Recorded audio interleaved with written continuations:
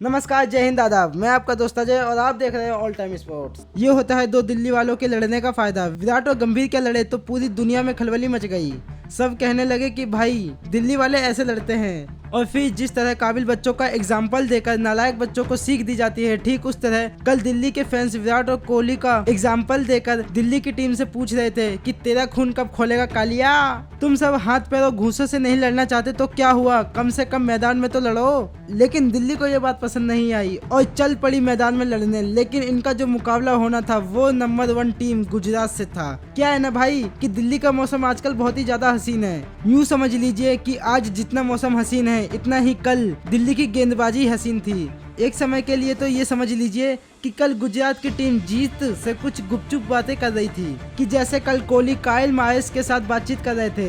लेकिन दिल्ली वाले गंभीर की तरह बीच में आए और जीत को अपने साथ लेके चले गए। अब देखो, डेविड भाई ने कल का टॉस जीता और बैटिंग करने का फैसला किया। लेकिन ये बात इस तरह से हो गई कि जिस तरह इंडिया के लड़के बोलते हैं कि तेरा भाई मंडे से जिम जाएगा, लेकिन वो जाते तो नहीं है। इसलिए दिल्ली वालों ने भी बैटिंग का फैसला किया, लेकिन बैटिंग करी नहीं क्योंकि उनके सामने समी जो थे। आपको पता है कि कल समी ने 1 नहीं 2 नहीं 3 नहीं बल्कि 4 विकेट लिए।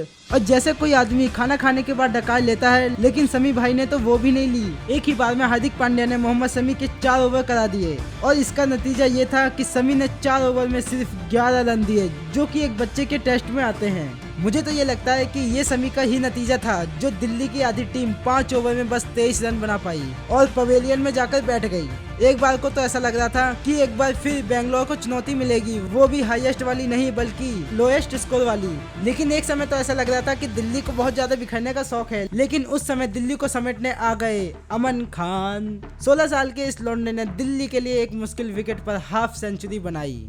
धन्यवाद हो भाई का, जो इन्होंने अकेले 51 रन मार दिए, जिससे दिल्ली ने जैसे तैसे 130 रन मारने में सफल रही, जहां पर उनके गेंदबाजों के पास डिफेंड करने के लिए कुछ तो था। अब यार, अगर तुम्हें 131 रन बनाने हो और तुम्हारी टीम इस टूर्नामेंट की नंबर 1 टीम हो तो ओवर कॉन्फिडेंस आ ही जाता है। आपको खरगोश और कछुए की कहानी तो याद ही होगी। जो खरगोश होता है वो ओवर कॉन्फिडेंस में कछुए से हार जाता है। लेकिन दिल्ली और गुजरात में फिर भी एक कॉम्पिटिशन था।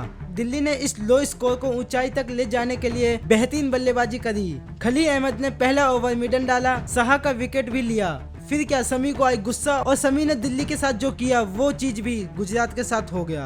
बस फर्क इतना था कि वहाँ पर समी ने अकेले वार किया और यहाँ पर दिल्ली के गेंदबाजों ने झुंड में शिकार किया। शुभम गिल जैसे ही आउट हुए कि मानो अगला नंबर विजय शंकर का लग गया। इन भाई साहब को ईशान शर्मा यानी हमारे यीशु भाई ने आउट किया, जिसे देखकर मैं तो बस एक ही बात कहना चाहूंगा, वेल डन। तालियां होनी चाहिए यार हमारे लिए। लेकिन इस बीच जैसे तैसे हार्दिक भाई ने रन बना भी दिए, लेकिन स्कोरिंग स्पीड बहुत ही कम होती गई। अब आप सोचो, अगर आपके बल्ले से चौके छक्के नहीं लगेंगे तो आपको मजा कैसे आएगा। वैसा ही हार्दिक पांड्या के साथ हुआ। पांड्या जी ने जैसे तैसे चौके तो मारे, लेकिन एक भी छक्का नहीं मारा। आप जरा सोचो, अगर आप एक मूवी देख रहे हो और मूवी में मजा नहीं आ रहा है, लेकिन जैसे ही एक विलन किसी लड़की को अपने पास बुलाता है कि मानो आपके दिल में गर्माहट पैदा हो जाती है। वैसे ही राहुल ने 3 छक्के मारकर मैच को इंटरेस्टिंग बना दिया। लेकिन लास्ट ओवर फेंकने आया शर्मा जी का लौंडा ईशान यानी हमारे ईशान शर्मा, जिसने गुजरात वालों को अपने घर वापस भेजकर अशांत कर दिया। और दिल्ली वाले एक लो स्कोर से भी 5 रन से रहते डिफेंड कर गए। दिल्ली के फैंस के लिए खुशखबरी तो यह है कि दिल्ली की टीम 4 मैचों में से 3 मैच जीत चुकी है। लेकिन फैंस के लिए एक बुरी खबर भी है कि पूरे टूर्नामेंट में ये उनकी तीसरी जीत है। लेकिन आपके भाई का दिल कहाँ टूटा आपको पता है?